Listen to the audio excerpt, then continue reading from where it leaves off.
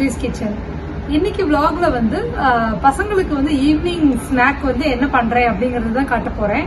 ஆக்சுவலா நான் வந்து யூஸ்வலா ஈவினிங் ஸ்நாக்குங்கிறத வந்து கான்செப்டே பண்ணவே மாட்டேன். எனக்கு வந்து மத்தியானம் 2:30 ஆயிடும் எல்லாம் முடிச்சுட்டு கிச்சன் எல்லாம் கிளியர் பண்ணிட்டு வந்து உட்கார வச்சேன். அதுக்கப்புறம் திருப்பி ஒரு 4 மணிக்கு வந்து டீ போடுறது ஓகே. அதுக்கப்புறம் போய் ஸ்நாக்ஸ் பண்ணி திருப்பி டின்னர் பண்ணோம்னா ரொம்ப வேலையாயிடும். ஸோ அதனால வந்து யூஸ்வலா ஸ்நாக்ஸ் எதுவும் பெருசா பண்றது இல்லை. ஃப்ரூட்ஸ் மாதிரி ஏதாவது கொடுத்துட்டு ஸ்கூல் மாதிரி யூஸ்வலா போனாங்கன்னா ஸ்கூல்ல இருந்து வந்து அவங்க யூஸ்வலா சாப்பாடு சாப்பிடுவாங்க. என்ன லஞ்சோ அது சாப்பிடுவாங்க. ஸோ அதனால வந்து ஈவினிங் ஸ்நாக்குன்னு ஒன்றும் பெருசா எப்பவுமே ஃபோக்கஸ் பண்ணது கிடையாது. ஆனா இப்போ வந்து ஆன்லைன் ஸ்கூல் வீட்டில் இருக்காங்க. ஸோ அவங்களுக்கு ஈவினிங் ஏதாவது ஒன்று வந்து சாப்பிட்றதுக்கு வேண்டியதா இருக்கு. அதுக்கு டெய்லி ஜங்க் ஃபுட்டும் கொடுக்கறதுக்கு இதுவா இருக்கு. ஸோ நான் இன்னைக்கு மார்னிங் வந்து ஆலு பராட்டா வந்து பிரேக்ஃபாஸ்ட்டுக்கு பண்ணியிருந்தேன். ஸோ நான் எக்ஸ்ட்ரா 2 பண்ணி வச்சிருந்தேன். ஸோ ஈவினிங் அவங்களுக்கு ஒரு தடவை மைக்ரோவேவ் பண்ணிட்டு அப்படியே ரீஹீட் பண்ணி கொடுத்துடலாம் அப்படின்ட்டு.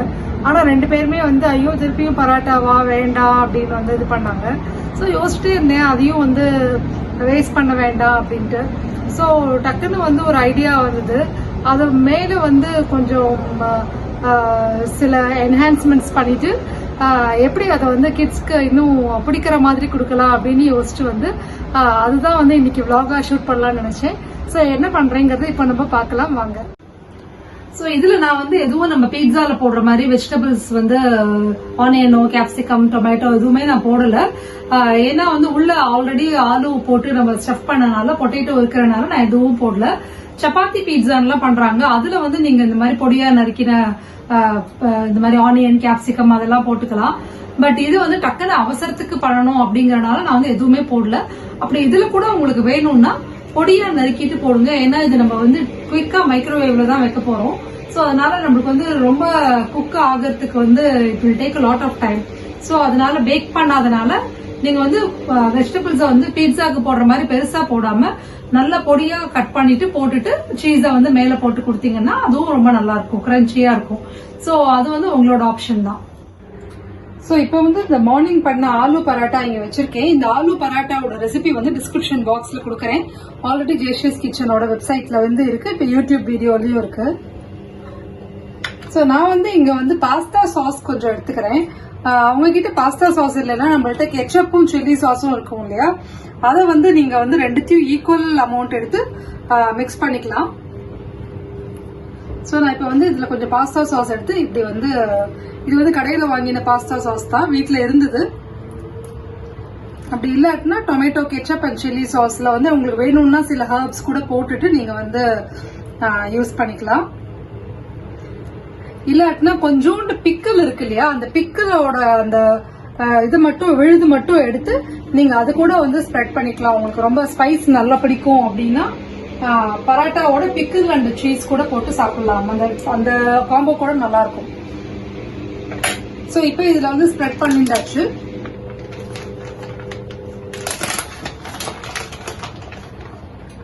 இதுல நான் வந்து கொஞ்சம் சீஸ் போட்டுக்கிறேன். ஸோ பசங்களுக்கு வந்து ரொம்ப பிடிக்கும் சீஸ் போட்டுக்கிறது. நான் வந்து எனக்கு இங்க ஒரு சூப்பர் மார்க்கெட்ல வந்து டெய்ரி ஃப்ரீ சீஸ் கிடைச்சது. ஸோ நான் வந்து இது எப்படி இருக்குன்னு ட்ரை பண்றதுக்காக வாங்கினேன். ரொம்ப நல்லா இருக்கு ஆக்சுவலா.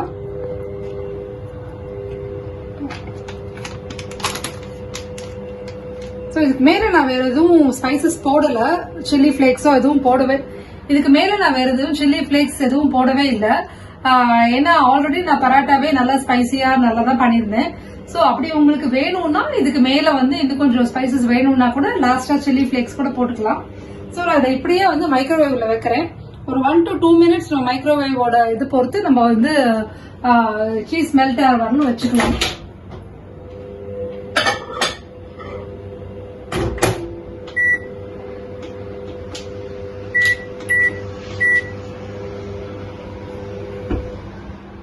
இப்ப மைக்ரோவேவ் இல்லாதவங்களுக்கு வந்து நம்ம வந்து அடுப்புல கடாயிலையும் தவாலையும் எப்படி பண்ணலாம், ஸ்டவ் டாப் மெத்தடும் நான் வந்து சொல்றேன்.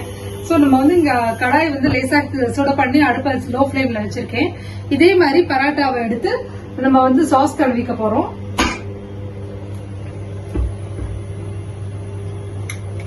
பராட்டா ஏன் இப்படி சுருங்கி சுருங்கி இருக்குன்னு பாக்காதீங்க. அது மார்னிங்கே பண்ணிட்டு நான் வந்து அப்படியே ஹாட் பாக்ஸ்ல வச்சிருந்தனால அது வந்து அப்படி இருக்கு.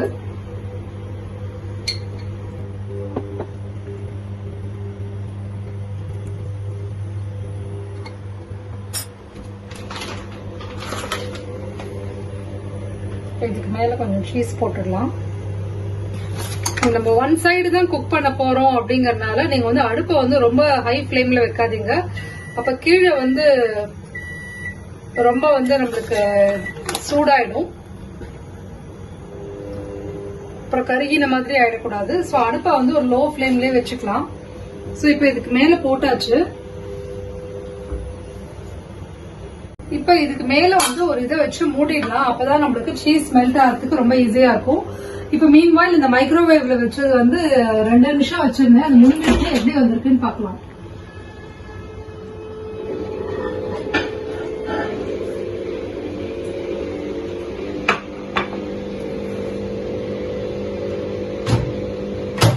சோ இப்ப சீஸ் எல்லாம் நல்லா மெல்ட் ஆயிருக்கு.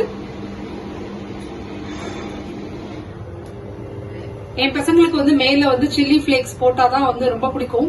சோ நான் வந்து கொஞ்சோண்டு இதுல சில்லி பிளேக்ஸ் போட்டுக்கிறேன். உங்களுக்கு சின்ன குழந்தைங்களா இருந்ததுன்னா நீங்க வந்து இதை போட்டுக்க வேண்டாம். சோ இப்ப வந்து இந்த பீட்சா கட்டர் வச்சு இதை நான் வந்து கட் பண்ணிடுறேன். உங்கள்ட்ட பீட்சா கட்டர் இல்லைன்னா நீங்க நைஃப் வச்சு கூட கட் பண்ணலாம்.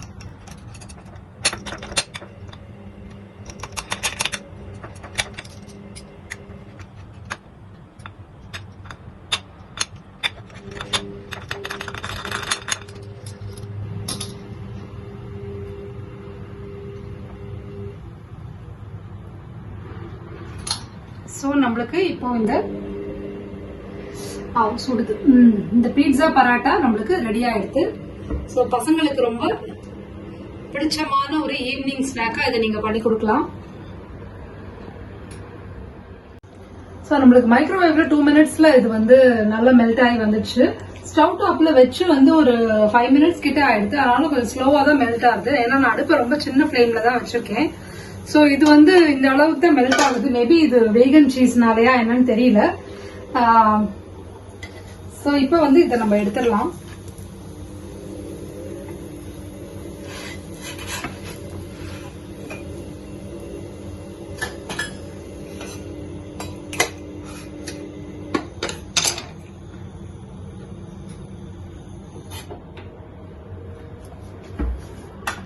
எப்பவுமே இந்த பீட்சா கட்டர்ல ஸ்லைஸ் பண்ணும்போது கொஞ்சம் நேரம் ஒரு 2 மினிட்ஸ் ஆற விட்டுட்டு அதுக்கப்புறமா பண்ணீங்கன்னா உங்களுக்கு வந்து அழகா வந்து கட் பண்றதுக்கு வரும். ரொம்ப சூடோட இருக்கும் போது பண்ணும்போது அது வந்து அப்படியே ஒரு மாதிரி சரியான ஷேப்லயே வராத போயிடும் நம்மளுக்கு. சோ அது வந்து ரொம்ப சூடா இருக்கும் போது கட் பண்ண வேண்டாம். ஃபிளேக்ஸ் ஆட் பண்ணிக்கிறேன்.